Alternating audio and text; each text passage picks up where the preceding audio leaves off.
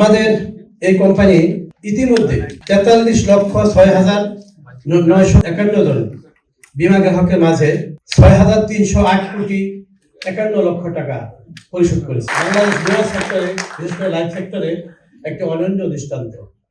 আপনারা সবাই জানেন যে এতগুলো টাকা 6,308 কোটি টাকা একটা কোম্পানি বীমা দাবি পরিশোধ করেছে, বিশাল অ্যাচিভমেন্ট।